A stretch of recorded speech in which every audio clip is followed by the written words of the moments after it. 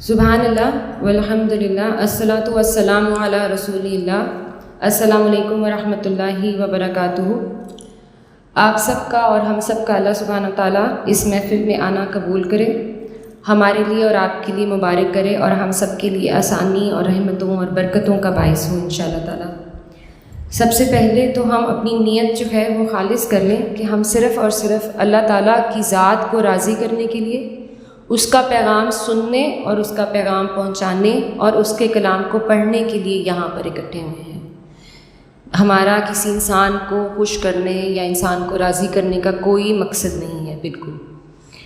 ہماری جتنی بھی نیت خالص ہوگی انشاءاللہ تعالیٰ، اتنا اللہ سبحانہ تعالیٰ ہمارے اجر میں اضافہ کریں گے، اتنا ہی ہمارے یہاں بیٹھنا اللہ کے ہاں قبول اور بابرکت ہوگا انشاءاللہ تعالیٰ۔ جب بھی ہم اللہ کی محفل میں بیٹھتے ہیں، جب بھی ہم قرآن کی مجلس میں بیٹھتے ہیں، جب بھی ہم رسول اللہ صلی اللہ علیہ وآلہ وسلم کی تعریف کی مجلس میں بیٹھتے ہیں، تو بڑی مشہور ایک حدیث ہے، اس کا ذکر کرنا جو ہے وہ سب جو مقررین ہیں وہ ضروری سمجھتے ہیں، تو میں نے سوچا کہ میں بھی آپ سے اس کا تذکرہ کروں۔ حدیث نبوی صلی اللہ علیہ وآلہ وسلم ہے کہ جب لوگ کہیں بیٹھ کر اللہ سبحانہ تعالیٰ کو یاد کرتے ہیں، اس کے کلام کو پڑھتے سمجھتے سنتے سناتے ہیں، تو ان پہ 4 طرح کی جو رحمتیں ہیں وہ نازل ہوتی ہیں۔ سب سے پہلی تو یہ ہے کہ ان کو فرشتے گھیر لیتے ہیں، اور فرشتے ہم جانتے ہیں کہ اللہ سبحانہ تعالیٰ کی پاکیزہ مخلوق ہیں، تو جب پاکیزہ مخلوق اگر ہمیں گھیر لے، یہاں پر اس وقت ہم بیٹھے ہوئے ہیں، تو ہم سب کے اندر بھی وہ کیفیت طاری ہوگی انشاءاللہ۔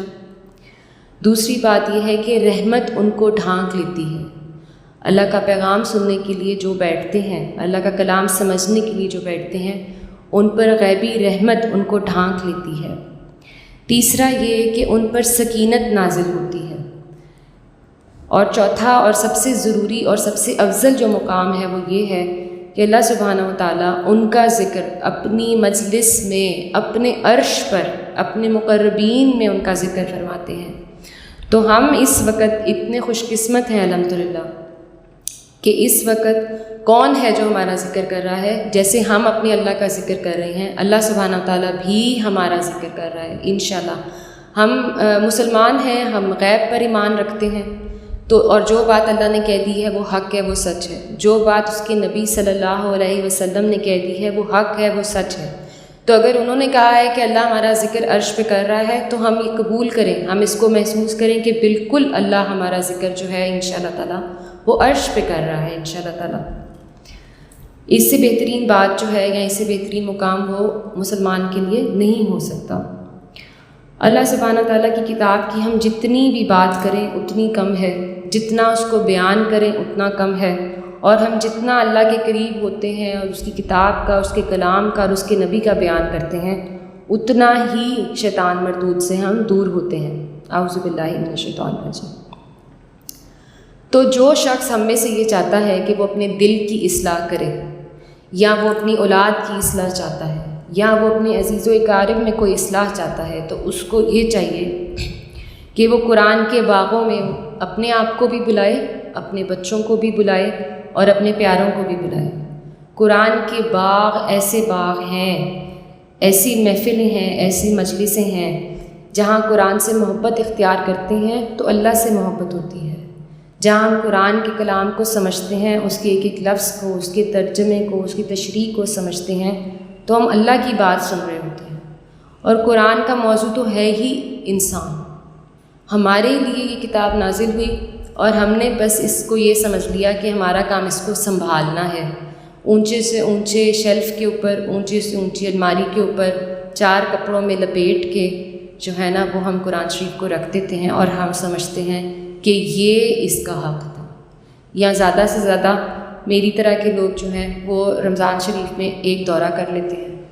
ایک دفعہ اس کی تلاوت کر لیتے ہیں، جبکہ ایک ایک حرف اور ایک ایک لفظ جو ہے وہ اللہ سبحانہ تعالیٰ نے میرے اور آپ کے لیے بھیجا کہ ہم اس کو سب سے پہلے پڑھیں، اس کے بعد سمجھیں کہ دنیا میں کیا ہے۔ پہلے اس کو پڑھیں اور پھر جانیں کہ ہمارا یہاں آنے کا، اس دنیا میں اترنے کا مقصد ہی کیا تھا، اور یہی وہ کام ہے جو ہم نہیں کرتے۔ حقیقت یہ ہے کہ ان 9-10 دنوں میں قرآن کا تو ہم کوئی حق ادا نہیں کر سکتے۔ علماء نے اور مفسرین نے عمریں لگا دیں، 30 40 سال ایک تفسیر کو لکھنے میں لگا دیں، تو یہ جو ہم 1 گھنٹہ 1 دن کا دے رہے ہیں یہ آٹے میں نمک کے برابر بھی نہیں ہو سکتا۔ لیکن یہ ہماری چھوٹی سی کوشش ہے، جب بھی ہم جہاں پر بھی، یہاں پر یا اس کے علاوہ بھی جس بھی قرآن کی محفل میں بیٹھیں، مجلس میں بیٹھیں، تو انسان کا ذہن جو ہے وہ تدبر کرتا ہے، اس کے ذہن میں ہر محفل سے کوئی نہ کوئی بات کا اثر پیدا ہوتا ہے۔ کہیں ایک بات سن لی، کہیں دوسری سن لی، کہیں ایک کا اثر ہو گیا، کہیں دوسری کا اثر ہو گیا، تو انسان میں علمی دلچسپی پیدا ہوتی ہے، اور انشاءاللہ تعالی پھر کسی نہ کسی طریقے سے قرآن اپنے ساتھ جوڑتا ہے کہ پھر ہم قرآن کے طالب علم بن جاتے ہیں انشاءاللہ تعالی۔ میں بھی اسی دور سے گزر رہی ہوں انشاءاللہ تعالی، اور اللہ تعالی ہم سب کو اور آپ کو توفیق دے کہ ہم قرآن کو سمجھیں، ہم اس کے طالب علم ہو جائیں۔ ہم اس کے طالب علم ہم عالم نہیں ہو سکتے، ہم عالم وہ بہت عظیم مقام ہے جو علماء کا مقام ہے، ہم طالب علم ہو جائیں، ہم اس کا علم سمجھنے والے ہو جائیں، ہم اس کے علم کو اپنے اندر اتارنے والے ہو جائیں انشاءاللہ تعالی۔ تو ہم میں سے، آپ میں سے کئی ساتھیوں نے کئی بار دورہ تفسیر قرآن کیے ہوں گے، یا تفسیر کلاسز جوائن کی ہوں گی، یا جو آن لائن کلاسز ماشاءاللہ ہوتی ہیں بے شمار جگہوں پہ رمضان کے مختلف دنوں میں جو ہے وہ ترجمہ اور تفسیر اٹینڈ آپ لوگ کر رہے ہوں گے۔ تو میں نے آپ سے کوئی نئی بات نہیں کرنی ہے، میرے پاس کچھ نیا ہے ہی نہیں، وہی ہے جو سب بتاتے ہیں، وہی قرآن کے احکامات ہیں، وہی فرائض ہیں، وہی اخلاق کی بات ہے، حقوق ادا کرنے کی بات ہے، فرائض ادا کرنے کی بات ہے۔ بات صرف یہ ہوتی ہے کہ جب آپ ایک جگہ سے دوسری جگہ سے تیسری جگہ بار بار ایک بات سنتے ہیں، تو جن چیزوں کو ہم ہلکا لے لیتے ہیں، اپنی نماز کو، اپنی تسبیحات کو یا اپنے اخلاق کو ہم ہلکا لے لیتے ہیں، تو وہ یاد دہانی بنیادیں ہماری پکی ہوتی جاتی ہیں۔ یہ بات میرے لیے بھی ہے اور یہ بات آپ کے لیے بھی ہے۔ جتنی دفعہ ہم اللہ کی بات جتنی دفعہ سنتے ہیں، وہ ہماری رگوں میں اتنی طرح پکی ہو جاتی ہے، کیونکہ آپ کو پتہ ہے نبی کریم صلی اللہ علیہ وسلم کی حدیث ہے کہ شیطان تمہارے جسم میں خون کی طرح دوڑتا ہے، تو اس سے بچنے کا طریقہ یہی ہے، اس کو بھگانے کا طریقہ یہی ہے کہ ہم اپنے اللہ کی بات کو اپنے جسم میں دوڑائیں، ہم اپنے رب کے کلام کو اپنے جسم میں دوڑائیں، اپنے خون میں اتاریں۔ اس کے علاوہ تھوڑی سی بات میں آپ سے یہ عرض کر دوں کہ جو کلام ہم پڑھ رہے ہیں یہاں پر، یہ کائنات کی بہترین کتاب ہے، یہ ہمارے رب کا کلام ہے۔ تو جب ہم اس کو بیان کرتے ہیں تو اس میں بہت سی نصیحتیں ہیں، بہت سی سخت باتیں بھی ہیں جو ہمارے لیے کرنی مشکل ہو سکتی ہیں، بہت سے احکامات ہیں جو شاید آج تک ہم پورے نہیں کرتے، وغیرہ وغیرہ۔ تو یہ جو بات ہے وہ ہمارے نفس کو مشکل لگ سکتی ہے۔ بے شک اس وقت شیطان قید ہے، لیکن ہمارے قارئین ہمارے ساتھ ہیں،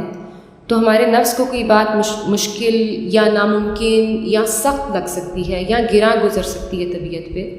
تو آپ نے اپنے آپ کو یہ سمجھانا ہے کہ یہ بات میں نہیں کہہ رہی ہوں، یہ اللہ کہہ رہا ہے۔ مجھے اللہ تعالیٰ نے صرف یہ پیغام آپ تک پہنچانے کی ذمہ داری دی، اللہ کرے میں آپ تک پہنچا سکوں انشاءاللہ تعالیٰ، میرا اس میں کوئی ہاتھ نہیں ہے، ٹھیک ہے۔ ہم کر سکتے ہیں، ہم دعا کریں کہ ہم باعمل بنیں، ہم کوشش کریں، جو ہم نہیں کر سکتے ان احکامات کو پوری کرنے کی ہم کوشش کریں، لیکن ہم رب کے کلام پہ ناگواری نہیں دکھا سکتے۔ اور سب مفسرین اور سب علماء جو ہیں وہ ایک بات کو 1000 طریقے سے بیان کرتے ہیں، ماشاءاللہ ان کا علم اتنا ہے کہ ہم ان کے علم، ان کی سمجھ اور ان کی عقل تک نہیں پہنچ سکتے۔ ہر عالم کا بیان کرنے کا طریقہ فرق ہے، ہر استاد کے بیان کرنے کا طریقہ فرق ہے۔ تو رمضان کی ان بابرکت دنوں میں مسلمان اپنی روح اور جسم کو تازہ دم کر رہا ہوتا ہے، اپنے رب کو راضی کر رہا ہوتا ہے، اور اس کا بہت بڑا حصہ یہی ہے کہ اپنے نفس کو مارنا، اپنے نفس کا تزکیہ کرنا اور اپنے نفس کی اصلاح کرنا۔ تو آپ نے اپنے لیے بھی اور میرے لیے بھی یہ دعا کرنی ہے کہ اللہ سبحانہ تعالیٰ ہمارے دلوں میں یہ تیری کتاب کھل جائے اور یہ ہمارے دلوں کو فتح کر لے، اور ہماری زندگیاں اس کلام کو سمجھنے، اس کو پھیلانے، اس پہ عمل کرنے میں گزر جائیں انشاءاللہ تعالیٰ۔ بڑی دیر سے ہمیں یہ بات سمجھ آتی ہے جیسے ہم اپنے بچوں کو اور اپنے آپ کو دنیا میں پڑھنے پڑھانے دنیاوی تعلیم پیسہ کمانے میں کھپا دیتے ہیں، اور پھر میری طرح کے لوگ جب ریٹائر ہو جاتے ہیں تو پھر ان کو خیال آتا ہے کہ اچھا اب بہت وقت ہے، چلیں اب قرآن پڑھ لیتے ہیں، چلیں اب اس کو سمجھ لیتے ہیں۔ یہ وہ کام ہے جو بحیثیت مسلمان، بحیثیت کلمہ گو سب سے پہلے ہمارے تعلیمی اداروں میں اور ہمارے گھروں میں ہونا چاہیے۔ سب سے پہلے ہمیں اللہ کی بات سمجھنے کی ضرورت ہے کہ جس نے پیدا کیا ہے، جس نے سانس دی ہے، اس نے دنیا میں بھیجا کیوں ہے، کیا کرنے بھیجا ہے، کیسے رہنے بھیجا ہے۔ اور افسوس کے ساتھ یہ بات ہم تب سمجھنی شروع کرتے ہیں جب ہم جانے والے ہوتے ہیں، پھر ہم میری طرح پھر جوانوں کو تلقین کر رہے ہوتے ہیں، جیسے میں اپنے بچوں کو سمجھا رہی ہوتی ہوں کہ جب آپ کی چھٹیاں آئیں، ویکیشنز آئیں، کوئی ایک سورت کا ترجمہ کر لیں، کوئی ایک تفسیر کا ترجمہ کر لیں، کچھ تو اپنے ساتھ ہم لے کے جائیں اور اللہ کو بتائیں کہ ہاں اللہ تو نے جو کہا تھا وہ سچ کہا تھا، میں نے پڑھا تھا، میں نے سمجھا تھا، ہاں میرے سے عمل میں کوتاہی ہو گئی تو معاف کر دے، تو رحیم ہے تو معاف کر دے۔ ٹھیک ہے، انشاءاللہ تعالیٰ یہ میں نے تھوڑی سی تمہیدی بات آپ سے اس لیے کی ہے کیونکہ آج میرا آپ کے ساتھ پہلا سیشن ہے انشاءاللہ تعالیٰ، اور ہم انشاءاللہ کوشش کریں گے کہ ہم صرف پرٹیننٹ ٹو دا ٹاپک رہیں، ہم ادھر ادھر کی کسی مسلک کی، کسی فقہ کی، کسی کنٹروورسی کی بات میں ہم نہیں پڑیں گے، صرف جو اللہ سبحانہ تعالیٰ کہہ رہے ہیں اس کا ہم لفظی ترجمہ، اس کا عربی میں جو گرامر کی روح سے اس کی تشریح ہے اور اس کے جو معنی ہیں ہم زیادہ تر وہی ڈسکس کریں گے انشاءاللہ تعالیٰ۔ پروگرام کی ترتیب انشاءاللہ تعالیٰ اس طرح ہے کہ آج ہمارا پہلا دن ہے، ہفتہ 21 رمضان 23 اپریل کو۔ آج ہم نے ہماری کچھ بہنیں اعتکاف بیٹھی ہیں ہمارے ساتھ، اور کچھ کا پروگرام ہے انشاءاللہ تعالیٰ آخری 3 دن کے نفلی اعتکاف میں بیٹھنے کا۔ تو آخری عشرے کے فضائل، جس میں سب سے بڑی عبادت اعتکاف ہے، اور پھر شب قدر جو 5 راتیں ہیں اس کے اوپر تھوڑا سا ڈسکس کریں گے۔ سیکنڈ ڈے اتوار کو انشاءاللہ تعالیٰ درود ابراہیمی صلی اللہ علیہ وسلم کے فضائل و برکات ڈسکس کریں گے، نبی کریم صلی اللہ علیہ وسلم سے محبت پیدا کریں گے انشاءاللہ تعالیٰ۔ اس کے بعد ہم قرآن کی مختلف صورتیں ہیں۔ تھرڈ نمبر پہ سورہ فاتحہ کا بیان اور مختصر تفسیر۔ اب مختصر تفسیر ہے، 1 گھنٹے میں سورہ فاتحہ کا حق ادا نہیں ہو سکتا، صرف ہم اس کو آپ انٹروڈکشن سمجھیے جو ہم کریں گے انشاءاللہ تعالیٰ۔ 24 رمضان 26 اپریل کو سورہ بقرہ کا تعارف و تفسیر ہے اور پہلا رکوع انشاءاللہ ڈسکس ہوگا۔ اگلا جو ہے وہ آیت الکرسی کے فضائل اور مختصر تفسیر ہے۔ پھر ہم سورہ بقرہ کی آخری 2 آیات کا شان نزول اور اس کا بیان لیں گے، کیونکہ سورہ بقرہ پوری مکمل تو کسی طرح 1 مہینے میں بھی نہیں ہو سکتی، پورے رمضان میں بھی نہیں ہو سکتی۔ نیکسٹ جو صورت ہم نے چوز کی ہے وہ سورہ دخا ہے۔ اس کو دی اینٹی ڈپریسنٹ بھی کہا جاتا ہے۔ یہ اس وقت اسلام کا جو حال ہے، جو ہماری امت کا حال ہے، اس میں یہ صورت جو ہے وہ بڑی امپورٹنٹ ہے ہمارے لیے۔ پھر ہم نے چاروں کل چوز کیے ہیں، تو سیکنڈ لاسٹ ڈے ہم سورہ کافرون اور سورہ اخلاص کی مختصر تفسیر اور ترجمہ کریں گے،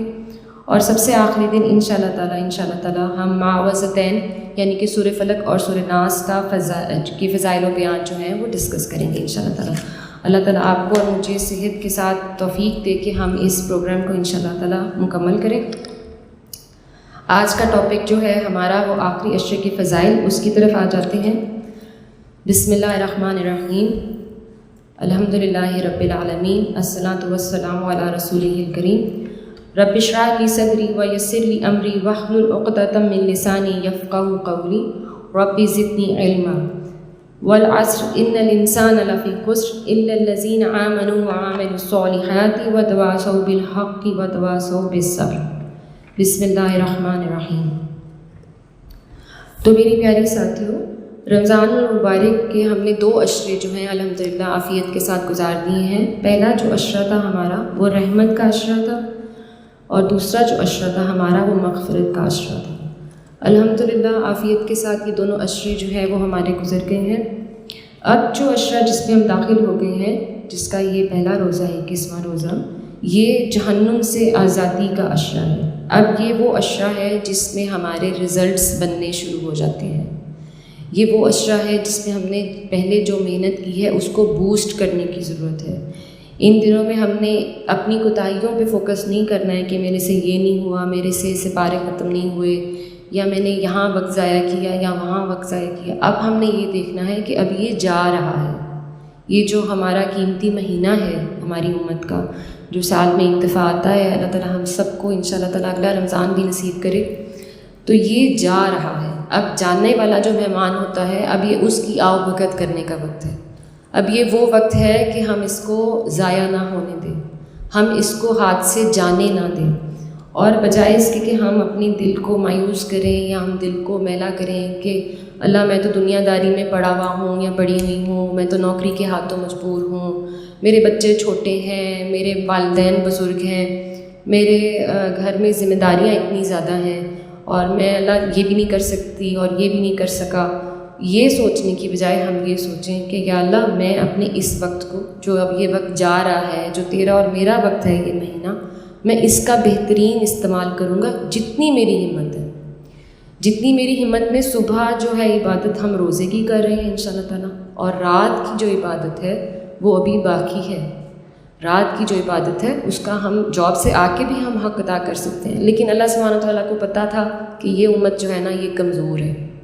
یہ کمزور ہے، اس لیے ہمیں فضائل اتنے دے دیے، ہمیں برکتیں اتنی دیتی ہیں کہ ہم تھوڑا کرتے ہیں اور انشاءاللہ زیادہ لکھا جاتا ہے، اور پھر ہم جیسا اللہ سے گمان کرتے ہیں اللہ سبحانہ و تعالیٰ ہمارے ساتھ ویسا ہی معاملہ کرتا ہے انشاءاللہ تعالیٰ۔ تو ہم اچھا گمان کریں کہ یا اللہ میں تیری طرف رجوع کرتی ہوں، تو میری کیفیت کو سمجھتا ہے، تو میری مصروفیت کو سمجھتا ہے، میں تیرے سامنے موجود ہوں، تو جانتا ہے کہ میری دن و شب، میرے روز و شب کیسے گزرتے ہیں،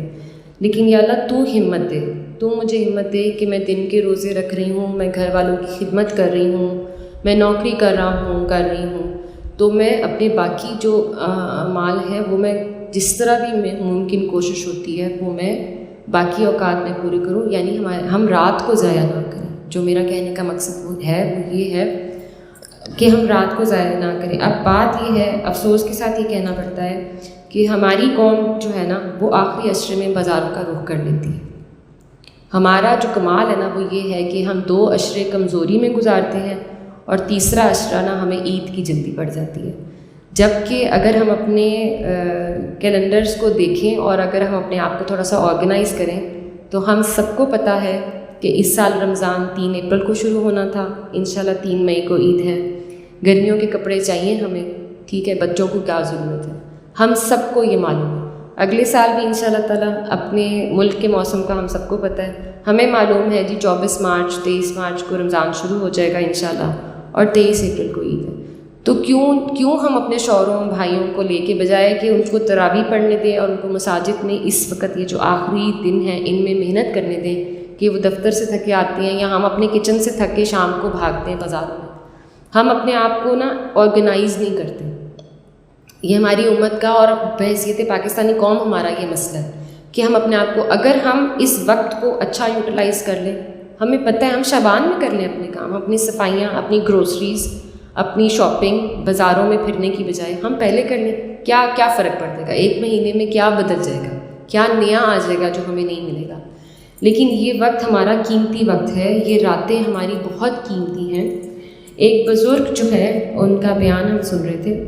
بڑی دلچسپ انہوں نے بات کی کہ دن اور رات 2 مخلوقات ہیں اللہ سبحانہ تعالیٰ کی۔ تو ایک دفعہ دن اور رات کا مکالمہ ہوا، دن کہنے لگا کہ میں تم سے افضل ہوں، اور رات کہنے لگی کہ میں تم سے زیادہ امپورٹنٹ ہوں۔ تو دن نے کہا کہ تم یہ دیکھو کہ سب سے بڑی بات تو یہ ہے کہ اللہ تعالیٰ نے سورج میرے وقت میں طلوع کرتا ہے، میرے وقت میں پیدا کیا ہے، سورج نکلتا ہے تو زندگی چلتی ہے، دنیا کے کام چلتے ہیں، نباتات اگتی ہیں، اور جتنی بھی نباتات ہیں سب کی سب ہماری فوڈ چینز جو ہیں وہ ان پہ چلتی ہیں۔ تو سب سے امپورٹنٹ بات تو یہ ہے کہ دن سورج کنیکٹڈ ہے۔ پھر دن نے کہا کہ انسان محنت کرتا ہے میرے وقت میں، روزی کماتا ہے، اللہ کو یاد کرتا ہے 3 مرتبہ کم از کم، فجر کی نماز، ظہر کی نماز اور عصر کی نماز جو ہے وہ دن کے وقت پڑھتا ہے۔ تو دن نے کہا کہ تمہارے تو میرے سے نمبر کم ہو گئے، تمہارے پاس تو وقت ہی بہت کم بچتا ہے، تمہارے پاس تو انسان سوتا ہے اور بس 2 نمازیں تمہارے پاس، مغرب کی اور عشاء کی، تو میرا تو درجہ تم سے بہت افضل ہے۔ تو جب رات کی باری آئی مکالمہ کرنے کی تو رات نے کہا کہ رات تو عاشقان دین کا وقت ہے، رات تو وہ وقت ہے جس میں عاشق کے دین اٹھ کے اللہ کو یاد کرتے ہیں جب وہ اپنے آخری عرش پہ ہوتا ہے۔ رات کا وقت وہ ہے جب نبی کریم صلی اللہ علیہ وآلہ وسلم کو سورہ مزمل میں قیام اللیل کا حکم دیتا ہے رب، اور رات کا وہ وقت ہے جب نبی اکرم صلی اللہ علیہ وآلہ وسلم کو اللہ سبحانہ وتعالیٰ اپنے سے ملاقات کے لیے بلاتے ہیں۔ تو معراج کا شرف اکیلا ہی تمہاری سب رحمتوں پہ بھاری ہے، رات نے یہ کہا۔ پھر رات نے کہا کہ رمضان کے مہینے میں جو سارے دن کے روزہ رکھے تھکے ہارے مسلمان اٹھ کے رات کو اپنے رب کو یاد کرتے ہیں، جو طاق راتیں جو شب قدر آتی ہیں، جن کا اللہ نے وہ اجر رکھا ہے کہ ایک عمل کا اجر 1000 مہینے اس کے برابر ہے، ایک کا 1000 گنا بدلہ ملتا ہے۔ تو اس جو یہ جو نعمت، یہ جو رحمت، یہ جو برکت اللہ نے دے دی ہے اپنے لوگوں کو، اس کا تمہارے کسی وزن سے کوئی مقابلہ نہیں ہے۔ ایک علمی دلچسپی کی بات ہے، تھوڑی محبت پیدا ہوتی ہے انسان کو اپنے رمضان کی راتوں کے وقت سے، رمضان کے اعمال کے وقت سے۔ بے شک ہم سب دن کے تھکے ہوتے ہیں، اس میں کوئی شک نہیں ہے، لیکن یہ اب کیونکہ یہ وقت جا رہا ہے، کیونکہ اب وقت ہمارے پاس تھوڑا ہے، تو ہم تھوڑی اس پہ توجہ دیتے ہیں انشاءاللہ تعالیٰ۔ اچھا جی، جو آپ میں سے بہنیں اعتکاف بیٹھی ہیں، کل بھی ہماری ان کے ساتھ ایک چھوٹی سی نشست ہوئی تھی، ہم نے آپ سے تذکرہ کر دیا تھا کہ آپ کے کیا اعمال ہوں گے، لیکن ایک ریمائنڈر کے طور پہ اور ایک ترغیب کے طور پہ کہ جو بہنیں اعتکاف بیٹھنا چاہتی ہیں، اگلے سال انشاءاللہ تعالیٰ ہم اعتکاف کا بندوبست کریں گے انشاءاللہ تعالیٰ اگلے سال بھی، اور جو 3 دن کا نفلی اعتکاف کرنا چاہتی ہیں یہ ان کے لیے بھی ہے۔ عاقفہ اصل میں جو اعتکاف ہے لفظ وہ عاقفہ سے نکلا ہے، اور اس کا مطلب ہوتا ہے مڑنا یا پلٹنا۔ تو ان اوقات میں انسان کا دل جو ہے وہ اللہ تعالیٰ کی طرف پلٹتا ہے، دنیا سے ہٹتا ہے، اللہ سے انسان راز و نیاز کرتا ہے، اپنا تعلق اللہ سے مضبوط کرتا ہے، اپنے تعلق کو بیدار کرتا ہے۔ دنیا کی مصروفیت میں جو ہم بھول چکے ہوتے ہیں اپنے رب کو، آپ کو اللہ تعالیٰ یہ وقت دیتا ہے کہ یہ میں اور تم ہیں اس وقت، نہ اس وقت تمہارا کچن ہے، نہ اس وقت تمہاری نوکری ہے، نہ تم نے یہ سوچنا ہے کہ سحری میں کیا بنے گا، نہ تم نے یہ سوچنا ہے کہ بچے اسکول کیسے جائیں گے۔ یہ تمہیں بونس دے دیا ہے، یہ 10 دن جو ہیں 365 میں سے 10 دن تمہیں بونس دے دیا ہے کہ تم اور میں ہی ہیں، جیسا تم کہو گے ویسا میں تمہارے لیے ہو جاؤں گا، تم مجھے یاد کرو گے میں تمہیں یاد کروں گا۔ تو یہ جو وقت ہے ہمارا، یہ تنہائی کا وقت ہوتا ہے، اس میں ہمیں بھیڑ سے پرہیز کرنا چاہیے، کیونکہ بھیڑ کی وجہ سے جو آپ کی اعتکاف کی جگہ ہے، مجلس ہے، اس کی روح چلی جاتی ہے۔ خاص طور پہ ہم اس میں پردے پرہیز کا اور خاموشی کا معاملہ اختیار کرتے ہیں۔ ایک دوسری ساتھیوں کی عبادت اور ان کی نیند کا ضرور خیال کریں، ان کی کیفیت کا خیال کریں کہ کوئی ساری رات کا جاگا ہوا ہے، کسی کو دوپہر کو آرام کرنے کی ضرورت ہے، تو آپ شور نہ کریں، ٹھیک ہے۔ اب تھوڑے سے اگر آپ اجتماعی اعمال کر رہے ہیں، جیسے آپ فضائل اعمال پڑھ رہے ہیں یا آپ تفسیر پڑھ رہے ہیں، اس میں آپ ضرور سب کے ساتھ، خواتین کے ساتھ اکٹھے بیٹھیں، کیونکہ خواتین کے پردے کا الگ انتظام ہوتا ہے۔ اس کے علاوہ آپ نے وقت کو ترتیب دیں، اس کو اپنا ایک اسکیجول بنائیں، اس میں تلاوت قرآن پاک، اس میں تسبیحات اور اپنے علم میں اضافہ کرنے کے معمول بنائیں۔ آپ نے صرف اور صرف تلاوت نہیں کرتے جانی ہے، آپ نے اپنے علم میں اضافہ کرنا ہے۔ جہاں پہ تشنگی انسان کو ہوتی ہے نا کہ میں اس چیز کا مطلب، میرے اللہ نے یہ بات کی تھی، یہ مجھے پتہ کیوں نہیں تھی، یہ میرے اللہ نے یہ کہا تھا، یہ مجھے سمجھ کیوں نہ آیا، تو اپنے علم میں اضافہ کرنے کے لیے اس وقت کو استعمال کریں، اور اپنے رب کو راضی کرنے کے لیے یہ وقت استعمال کریں۔ جو ہم سے زندگی میں غلطیاں کوتاہیاں ہو چکی ہیں، اللہ سبحانہ تعالیٰ ہم سب کو معاف فرمائے انشاءاللہ تعالیٰ، جیسا اس سے گمان کریں گے ویسا ہی ہوگا۔ یہ حرمت کا وقت ہوتا ہے، اعتکاف کا وقت بالکل ایسے ہی ہوتا ہے جیسے ہم احرام پہن کے، احرام کی نیت کر کے عمرہ اور حج کرنے کے لیے جاتے ہیں، تو بہت سی حلال چیزیں ہم پہ حرام ہو جاتی ہیں اس دوران۔ تو اعتکاف کا معاملہ بھی یہی ہے کہ وہ تمام کام جو آپ نارمل روٹین میں، جیسے ہم روزہ رکھتے ہیں، وہ کام، وہ فوڈ جو ہم پہ حلال ہے، جو شربت ہم پہ حلال ہے، ہم وہ نہیں استعمال کرتے، لیکن اس کے علاوہ زبان کا بھی روزہ ہے، عمل کا بھی روزہ ہے، ہاتھ سے تکلیف نہ پہنچے، زبان سے تکلیف نہ پہنچے، یہاں تک کہ دل میں بھی برے خیال نہ آئیں۔ تو آپ جب اعتکاف میں آ جاتے ہیں تو ان چیزوں کی پابندی اور سختی سے کرنی ہے، کہ خدا نہ خواستہ کوئی آپ غیبت یا برائی کسی کی کر لیں، کوئی ایک لفظ آپ کا جو ہے وہ آپ کے سارے اعمال ان کو ضائع نہ کر دے، خدا نہ خواستہ، ٹھیک ہے۔ اور جس جگہ پہ آپ موجود ہیں آپ نے کوشش کرنا ہے، آپ نے اپنی جگہ وہاں سے نہیں چھوڑنی۔ یہ آپ کی 10 دن کی مزدوری ہے، دن اور رات کی، یا آپ نے اللہ کے ساتھ محنت کرنی ہے، یا آپ کی اپنی محنت ہے، آپ نے اس کو ضائع نہیں کرنا۔ اور جو سب سے بڑی چیز جو فتنہ ہے ہمارا، جس نے ہمارے گھروں کا سکون تباہ کر دیا ہے، وہ ہے موبائل۔ تو موبائل جو ہے نا، وہ اعتکاف والوں کے لیے شیطان کا ایک خنجر ہے، موبائل۔ شیطان کو تو اللہ نے بند کر دیا ہے، لیکن یہ فتنہ ہمارے درمیان سے نہیں ختم ہوتا، اور ہمارے بچوں کو تو شاید ایسے لگتا ہے کہ پتہ نہیں یہ نہیں ہوگا تو ہم زندہ ہی نہیں رہیں گے۔ ہماری سب کی زندگیاں اتنی ڈپینڈنٹ ہو گئی ہیں موبائل کے اوپر کہ ہاتھ میں نہ پکڑا ہو تو ایسے لگتا ہے کہ پتہ نہیں کس چیز کی کمی ہے۔ میں اپنے لیے بھی یہی بات کرتی ہوں، میں صرف آپ کو نہیں یہ کہہ رہی ہوں۔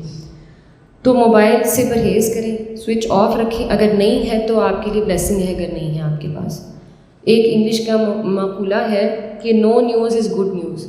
تو جب تک آپ کو یہ نہ پتہ چلے کہ جی شہر کے اوپر آسمان گر گیا ہے، تب تک موبائل کھولنے کی کوئی ضرورت نہیں ہے، ٹھیک ہے۔ اللہ سبحانہ تعالیٰ سب کا حامی و ناصر ہے، آپ کے گھر والوں کا، آپ کے بچوں کا، سب معاملات جو ہیں وہ اللہ سبحانہ تعالیٰ دیکھ رہے ہیں۔ اعتکاف کی اہمیت کو آپ نبی کریم صلی اللہ علیہ وآلہ وسلم کی سنت سے اگر ہم کنیکٹ کریں تو ہمیں اس کی اہمیت کا اندازہ ہوتا ہے کہ نبی اکرم صلی اللہ علیہ وآلہ وسلم نے تمام عمر اعتکاف کیا جب رمضان کے روزے فرض ہو گئے اس کے بعد، بلکہ غار حرا میں، مکہ شریف میں بھی جب آپ بیٹھتے تھے تو آپ کی وہ کیفیت بھی اعتکاف کے مراقبے کے درجے میں ہی آتی تھی۔ جو نبی کریم صلی اللہ علیہ وسلم غار حرا میں بیٹھتے تھے، اب تو درمیان میں بہت بلڈنگز بن گئی ہوئی ہیں، غار حرا سے سیدھا خانہ کعبہ نظر آتا تھا۔ ایسا ان کے مراقبے کا ایسا عظیم درجہ تھا کہ سیدھا ان کو خانہ کعبہ نظر آتا تھا۔ یہ ان کا اعتکاف مکہ شریف میں اس طرح ہوتا تھا۔ اس کے بعد ہجرت کے بعد 1 سال بدر کا جب مارکہ ہوا ہے 17 رمضان کو، تو نبی اکرم صلی اللہ علیہ وسلم نے اس سال اعتکاف نہیں کیا، اور دوسرا جب فتح مکہ ہوئی ہے تو وہ جو رمضان تھا وہ تقریباً آدھے سے زیادہ جو ہے وہ مکہ شریف میں اور معاملات منصب نبوی کے جو معاملات تھے وہ دیکھتے ہوئے ان کے گزرے ہیں۔ وہ 2 سال انہوں نے اعتکاف نہیں کیا، اس کے علاوہ ہر سال انہوں نے اعتکاف کیا، ہر سال دورہ قرآن کیا ماشاءاللہ۔ اس سے ہمیں ان کی اہمیت کا اندازہ ہوتا ہے۔ اور جو آپ صلی اللہ علیہ وآلہ وسلم کے وصال سے پہلے کا آخری سال تھا، اس میں نبی اکرم صلی اللہ علیہ وآلہ وسلم نے 20 دن کا اعتکاف فرمایا تھا، اور حضرت جبرائیل علیہ السلام کے ساتھ 2 دفعہ دورہ قرآن کیا تھا۔ تو صحابہ کو تھوڑا سا اندازہ ہو گیا تھا کہ شاید اب آپ صلی اللہ علیہ وسلم کے جانے کا وقت قریب ہے، شاید اب اس کی تیاری شروع ہو گئی ہے۔ تو ہمیں اعتکاف کی اہمیت کا جو ہے وہ اس طرح اندازہ ہو جاتا ہے۔ دوسری امپورٹنٹ اور اہم ترین عبادت جو آخری عشرے سے منسوب ہے وہ ہماری شب قدر ہے انشاءاللہ تعالیٰ۔ تو شب قدر کے فضائل میں شان نزول میں اس طرح کی بات بیان ہوتی ہے، روایت ہے کہ آپ صلی اللہ علیہ وآلہ وسلم ایک مرتبہ صحابہ اکرام رضی اللہ تعالیٰ عنہ کے درمیان تشریف فرما تھے، اور بنی اسرائیل کے 4 انبیاء اکرام کا ذکر فرما رہے تھے جنہوں نے 80 سال تک جہاد فرمایا اللہ سبحانہ تعالیٰ کی راہ میں۔ تو یہ بات سن کے صحابہ رضی اللہ تعالیٰ عنہ بڑے غمزدہ ہوئے، بڑے دکھی ہوئے، اور انہوں نے کہا یا رسول اللہ صلی اللہ علیہ وسلم، ہماری تو عمریں ہی 80 سال نہیں ہوا کرتی، تو ہمارے تو اعمال ایسے اس قابل نہیں ہیں کہ ہم اپنے رب کے سامنے پیش کریں۔ یہ وہ لوگ کہہ رہے ہیں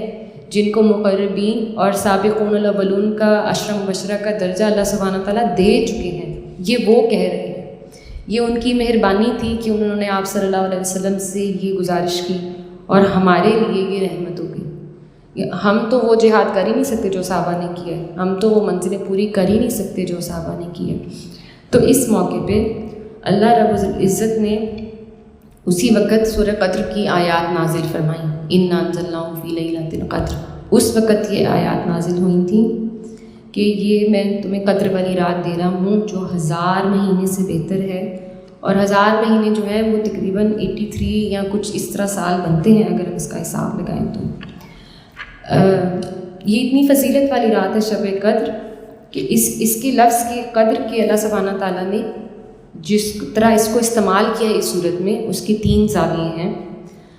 عربی میں قدر کا مطلب ہے ایک تو قیمت کہ اگر ہم تاجر ہیں، اگر ہم اللہ سے تجارت کر رہے ہیں اپنے اعمال کی، تو پہلے تو اللہ یہ بتا رہا ہے کہ تم مجھ سے سودا کرو تو تمہارا جو بہترین عمل ہے اس میں 1 کا 1000 کا بدلہ ملے گا۔ ایک تو یہ مطلب ہے قدر کا۔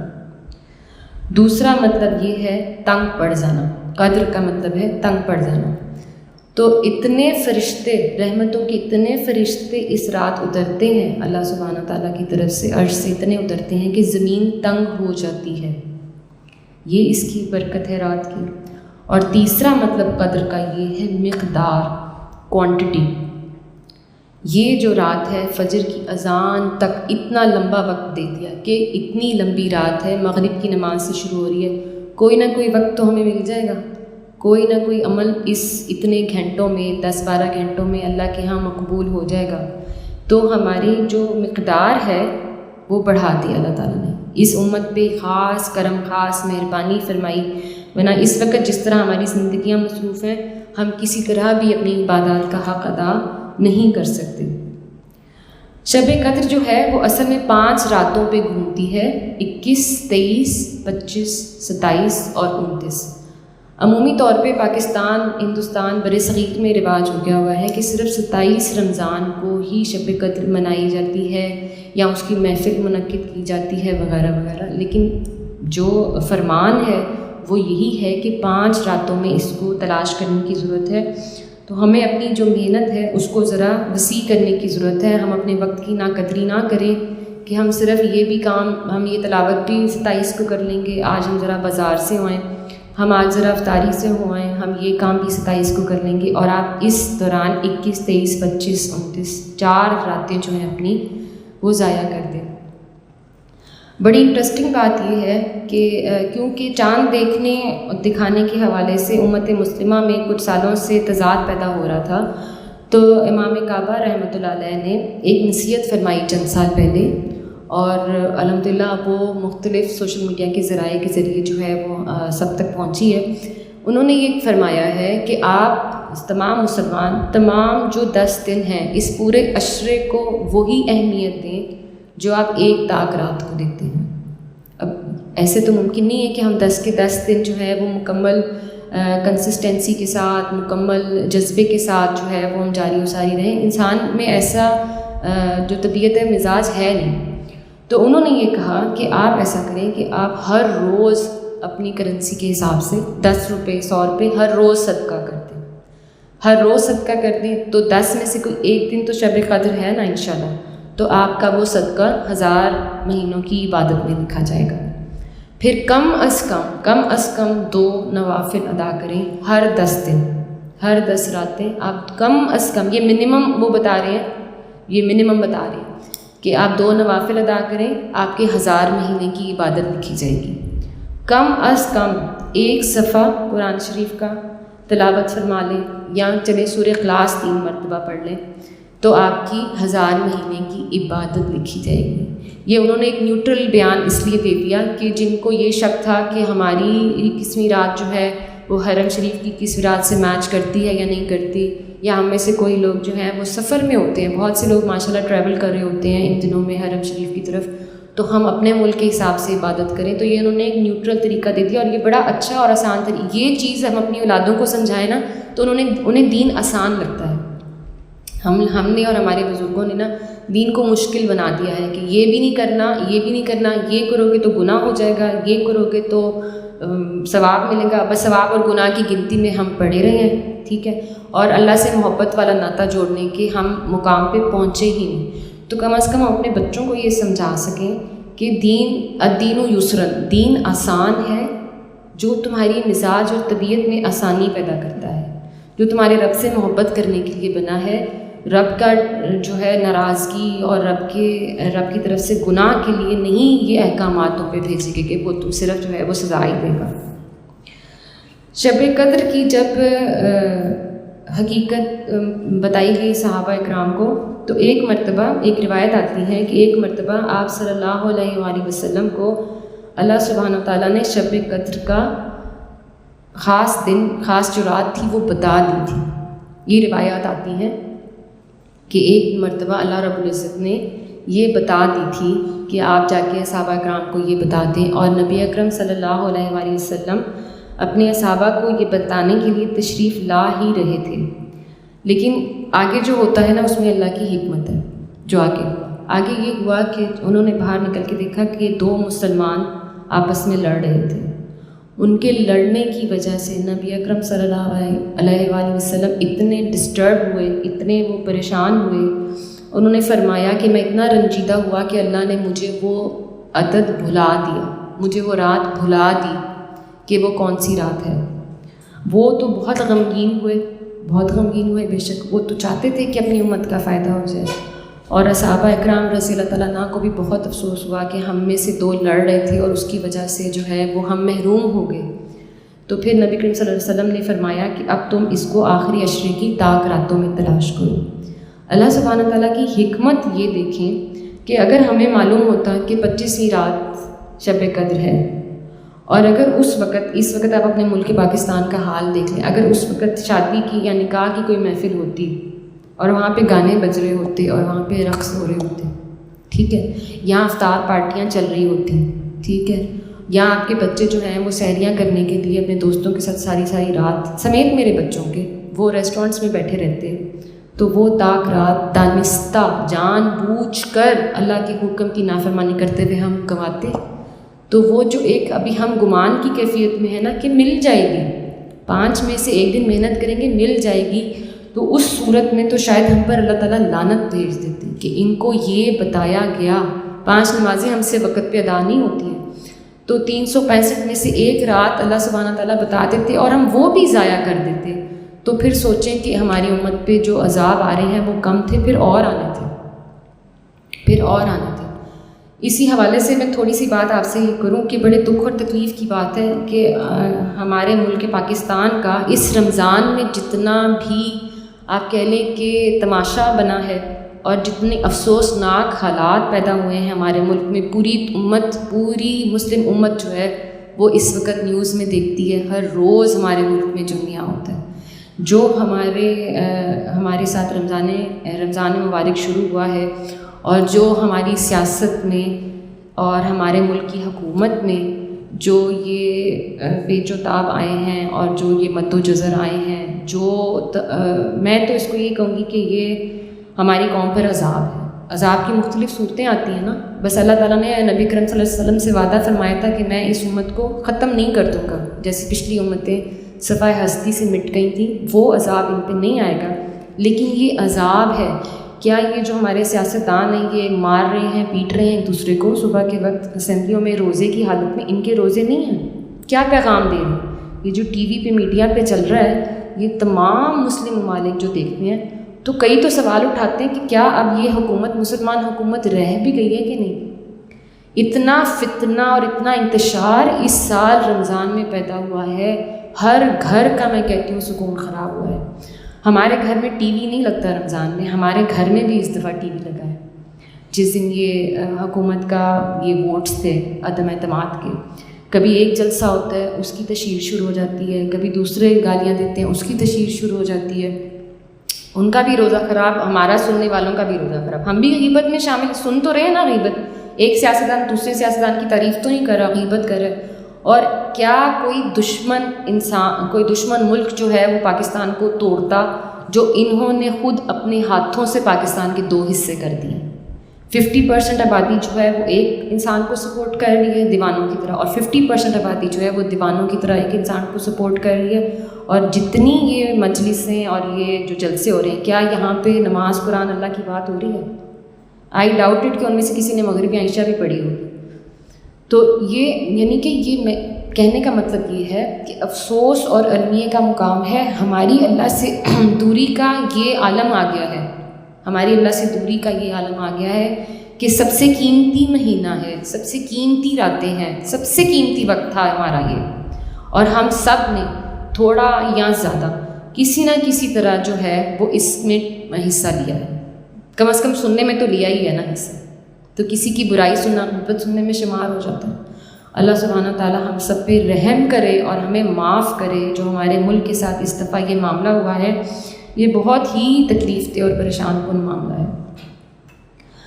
بہرحال تو انشاءاللہ تعالیٰ ہم نے یہ کوشش کرنی ہے کہ ہم نے اپنے یہ جو شب قدر کے اوقات ہیں اور انشاءاللہ تعالیٰ آخری 10 راتیں ہم نے بہترین طریقے سے استعمال کرنی ہے، اپنے لیے، اپنے گھر کے لیے، اپنے ملک، اپنی قوم، اپنی امت کے لیے آپ دعائیں مانگیں، تمام دنیا کے انسانوں کی ہدایت مانگیں کہ جہاں جہاں تک یہ دین پھیل سکتا ہے اللہ تعالیٰ پھیلائے، اللہ تعالیٰ اس دین کو سر بلند کرے، اپنے خاندان کے لیے، اپنی اولادوں کے لیے، ان کے نیک مستقبل کے لیے دعائیں مانگیں۔ اور جو لوگ ہر وقت ہمارے ملک کے خلاف سازش کرتے رہتے ہیں، دعا کریں کہ ہمارے ملک کو اللہ تعالیٰ سلامت رکھے اور ہمیں کسی کی غلامی کا حصہ نہ بنائے۔ اور خاص طور پہ آپ نے یہ بھی دیکھنا ہے کہ شب قدر کے حوالے سے نا بہت سارے سوشل میڈیا پہ میسیجز سرکولیٹ کرتے ہیں کہ 100 نفل اس آیت کے ساتھ پڑھ لیں اور 50 نفل اس صورت کے ساتھ پڑھ لیں، اور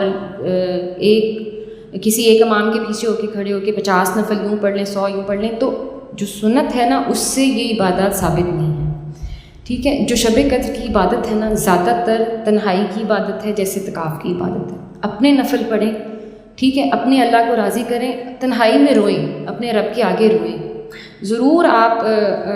جیسے آپ تفسیر کلاس میں بیٹھیں، آپ ضرور بیٹھیں، آپ ضرور علم حاصل کریں، لیکن جو آپ نے اپنے رب سے بات کرنی ہے نا، یہ جو نوافل کا معاملہ ہے، جو تسبیحات کا معاملہ ہے، یہ آپ کا تنہائی کا معاملہ ہے، یہ آپ کی تنہائی کی عبادت ہے۔ بلکہ مفتی تقی عثمانی صاحب کے نام سے بھی بہت سارے میسیجز پچھلے دنوں سرکولیٹ ہو رہے تھے۔ تو سوشل میڈیا کی ہر بات پہ نا آپ نے یقین نہیں کرنا، ہمارا دین سوشل میڈیا پہ نہیں چلتا ہے، ہمارا دین کتاب میں ہے، اللہ کی کتاب میں ہے، احادیث کی کتاب میں ہے، سنت نبی میں ہے۔ میری طرح کچھ لوگ ہیں جو اس میسج کو، میں خود بھی اپنے آپ کو شامل کرتی ہوں کیونکہ ہم پڑھتے تو ہیں نا اس بات کو، پھر بڑی افسوس ہوتا ہے بعد میں، پھر اس کی تصحیح کرنی پڑتی ہے۔ تو آپ نے ان چیزوں میں نہیں پڑھنا ہے، اپنے اذکار جو اللہ تعالیٰ نے آپ کو سکھائے ہیں قرآن مجید میں، جو حدیث سے ثابت ہے، بے شمار آپ نے تسبیحات کرنی ہے اور بے شمار دعاؤں کا اہتمام کرنا ہے، کیونکہ سنت سے جو ہے نوافل، تلاوت، صدقہ خیرات کے علاوہ عبادات ثابت نہیں ہیں۔ ام عائشہ رضی اللہ تعالیٰ عنہ صحیح مسلم میں حدیث ام عائشہ رضی اللہ تعالیٰ عنہ فرماتی ہیں کہ رسول اللہ صلی اللہ علیہ وآلہ وسلم رمضان کے آخری عشرے میں دوسرے دنوں کی عبادت کے مقابلے میں زیادہ محنت فرماتے تھے۔ تو آپ صلی اللہ علیہ وسلم تو باقی پورا سال کتنی محنت کرتے تھے، تو اگر وہ یہ کہہ رہی ہیں کہ اس سے بھی زیادہ محنت آخری عشرے میں فرماتے تھے، تو آپ صلی اللہ علیہ وآلہ وسلم کی ایڑیاں سوج جاتی تھیں، اتنا قیام کرتے تھے۔ ایک اور حدیث سے ہمیں مفہوم ملتا ہے کہ آپ صلی اللہ علیہ وآلہ وسلم کے 3 بڑے معمولات تھے آخری عشرے کے۔ ایک صدقہ خیرات، بے شمار صدقہ و خیرات، بے شمار۔ دوسرا قیام اللیل، اور تیسرا تلاوت قرآن۔ تو آپ نے اگر یہ دیکھنا ہے نا کہ ہم کیا عبادت کریں، تو یہ ہماری عبادت ہے۔ نبی اکرم صلی اللہ علیہ وآلہ وسلم نے جو عبادت آپ کو بتا دی ہے، ہمیں بتا دی ہے، یہ بہترین عبادات ہیں، ان کو کریں اور دعائیں مانگیں اور اپنے لیے اور ہمارے لیے اور ہماری اور اپنی محنت کے لیے خیر مانگیں کہ اللہ تعالیٰ اس میں جو ہے ہمارے لیے آسانی پیدا کرے۔ جو ہمارا موجودہ حساب کتاب کا دور ہے، جتنی ہماری زندگی تیز ہو گئی ہوئی ہے، اس کے حساب سے ہمیں نارملی نا وہی بات سمجھ آتی ہے جو ذرا میتھمیٹیکل ہو، جو ذرا جلدی جلدی سمجھ آ جائے، جو ذرا حساب کتاب والی ہو۔ تو جیسے میں نے آپ کو بتایا کہ قدر کا مطلب قیمت ہوتا ہے، اگر ہم شب قدر کی قیمت کا حساب سمجھیں تو اس کو دیکھنے اور سننے کے بعد ہم اس کا کوئی لمحہ ضائع نہیں کریں گے۔ تو ایک بزرگ ہیں، انہوں نے اس کا حساب کچھ اس طرح لگایا ہے، یہ تقریباً کی مقدار ہے، صرف موٹیویشن کے لیے لگایا ہے، اس کا مطلب یہ نہیں ہے کہ میں اور آپ اس کو بیٹھ کے کیلکولیٹ کرنا شروع کر دیں، یہ صرف موٹیویشن ہے کہ یہ جو ایک رات ہے انشاءاللہ تعالیٰ 1000 مہینے کے برابر، یہ تقریباً 83 سال سے زیادہ بنتا ہے، تقریباً 83 سال۔ اور آج کے دور میں ہماری جو صحتیں ہیں، 83 سال ہمیں نصیب نہیں ہوتے ہیں دنیا میں۔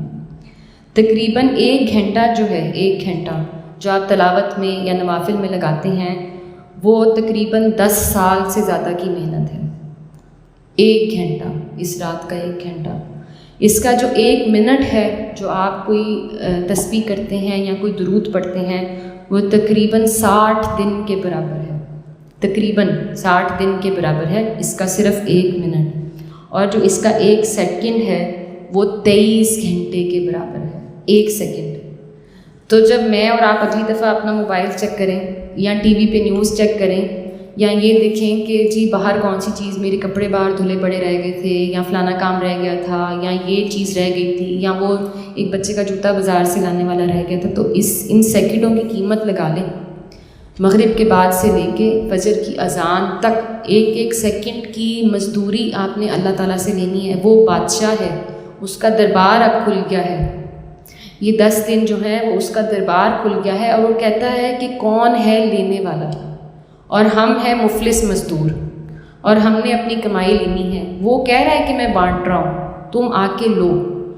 اب یہ ہمارا کام ہے کہ ہم نے کیسے لینا ہے۔ ہم نے اس کو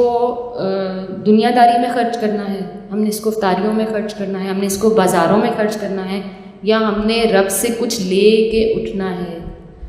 جب لیلۃ الجائزہ آئے گی، جو چاند رات اس کو ہم کہتے ہیں، جب لیلۃ الجائزہ آئے گی تو اللہ نے ہمارے لیے کیا کیا تحفے رکھے ہوں گے، یہ دیکھنا ہے ہم نے۔ باقی تو سارا سال چلتے رہتے ہیں، ہماری دعوتیں بھی چلتی رہتی ہیں، ہماری شاپنگ بھی چلتی رہتی ہے۔ کون سی چیز ہے جو دنیا میں رکتی ہے؟ پہلی شوال کے بعد ایسا تھوڑی ہوگا کہ دنیا ختم ہو جائے گی، سب جاری رہے گا انشاءاللہ تعالیٰ۔ صحیح ہے کہ نہیں؟ یہ موٹیویشن ہے، آپ اس میں پریشان نہ ہو، یہ میرے اپنے لیے بھی ہے۔ آپ یہ نہ کہ شاید یہ ایسے کہہ رہی ہیں اور پتہ نہیں یہ نہیں کہتی، سب کے گھروں میں یہی حال ہے۔ بات یاد دہانی کی ہے، آپ کو کہوں گی تو میرے لیے بھی یاد دہانی ہے، آپ کسی اور کو کہیں گی تو آپ کے لیے بھی یاد دہانی ہے انشاءاللہ تعالیٰ۔ ٹھیک ہے انشاءاللہ تعالیٰ ہم نے اس پہ عمل کرنے کی کوشش کرنی ہے۔ کوشش کریں ہم اپنا 1 سیکنڈ جو ہے وہ اس کو قیمتی رکھیں، صبح کا روزہ اور رات کی عبادت انشاءاللہ تعالیٰ۔ اچھا جی، یہ ہمارا آج کا جو لیکچر ہے، ٹاپک، وہ تو مکمل ہو گیا ہے۔ تو اب یہ اس کے بعد انشاءاللہ تعالیٰ ڈیلی ہم تقریباً 5 منٹ یا 10 منٹ جو ہے وہ قیمتی اذکار کے لیے رکھیں گے۔ یہ ہم نے اذکار کے کارڈز جو ہیں یہ پرنٹ کروائے ہیں، یہ آپ کو دے دیے گئے ہیں۔ ڈیلی جو ہے ہم انشاءاللہ تعالیٰ ایک کوئی دعا یاد کریں گے، اس کا دعا کا ترجمہ پڑھیں گے انشاءاللہ تعالیٰ، اور اس کا شان نزول یا اس کی جو اہمیت ہے احادیث کی روح سے، اس کو بھی ہم انشاءاللہ ڈسکس کریں گے۔ انشاءاللہ تعالیٰ ڈیلی ہم ایک دعا یاد کریں گے۔ یہ کارڈ آپ نے اپنے پاس رکھنا ہے، اس کو اپنے قرآن کریم میں رکھیں ضرور، لیکن آپ نے ساتھ لے کر بھی آنا ہے ڈیلی، تاکہ ہمیں پھر دیکھ کے پڑھنے میں تھوڑی سی نا ریڈنگ میں آسانی ہو جاتی ہے، روانی آ جاتی ہے۔ انشاءاللہ 2-3 دفعہ پڑھیں گے تو اس کے بعد جب بھی آپ قرآن پاک کھولیں اپنی تلاوت کرنے کے لیے تو ایک نظر مار لیں، انشاءاللہ تعالیٰ ڈیلی ایک دعا یاد ہو جائے گی۔ تو پہلی دعا ہم پڑھتے ہیں، بسم اللہ الرحمن الرحیم۔ 1000 دن تک نیکیاں اس کا ٹائٹل ہے، اور دعا شروع ہوتی ہے جزا اللہ عنا محمدم ما ہوا اہلہ۔ دوبارہ پڑھ دیتی ہوں میں، جزا اللہ عنا محمدم ما ہوا اہلہ صلی اللہ علیہ وسلم۔ اس دعا کا ترجمہ کچھ اس طرح سے ہے، اللہ تعالیٰ ہماری طرف سے محمد صلی اللہ علیہ وآلہ وسلم کو وہ جزائے خیر عطا فرمائے جس کے آپ صلی اللہ علیہ وآلہ وسلم اہل ہیں۔ سبحان اللہ، سبحان اللہ۔ اللہ سبحانہ تعالیٰ نبی اکرم صلی اللہ علیہ وسلم پہ کروڑوں جزا، کروڑوں سلام، کروڑوں حمد درود بھیجتے ہیں، اللہ بھی بھیجتا ہے، لیکن ہم اس دعا کو پڑھنے سے اس کا حصہ بن جاتے ہیں کہ ہم بھی بھیج رہے ہیں نبی اکرم صلی اللہ علیہ وآلہ وسلم پر درود، تو اللہ ہماری طرف سے بھی تو شامل کر لے یہ جزا جو تو ان کو بھیجتا ہے ہر پل ہر گھڑی، تو اس کو تو بھی اللہ ہمارا نام بھی اس کے اندر شامل کر لے۔ حضور اکرم صلی اللہ علیہ وآلہ وسلم نے فرمایا کہ جو شخص یہ درود پڑھے گا تو اس کا ثواب 70 فرشتوں کو 1000 دن تک مشقت میں ڈالے گا،